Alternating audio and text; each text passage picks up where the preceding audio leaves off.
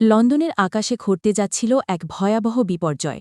মাত্র কয়েক সেকেন্ডের ব্যবধানে রক্ষা পেল দুটি আন্তর্জাতিক ফ্লাইট, ব্রিটিশ এয়ারওয়েজ এবং কাতার এয়ারওয়েজ। একই রুটে ও প্রায় একই উচ্চতায় চলে এসেছিল দুটি বিমান।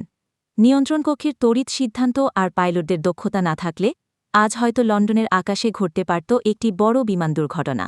বিমানের রাডার অ্যালার্ট সিস্টেম কাজ শুরু করে মুহূর্তে।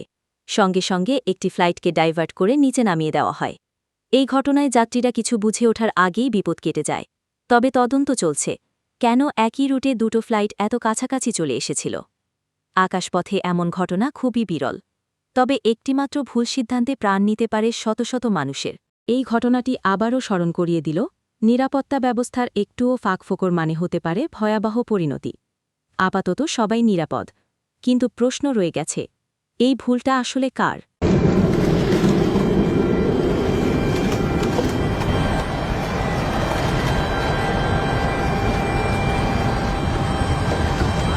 अच्छा BA and Qatar. Nice. মহানগরী নিউজ ডেস্ক, ঢাকা।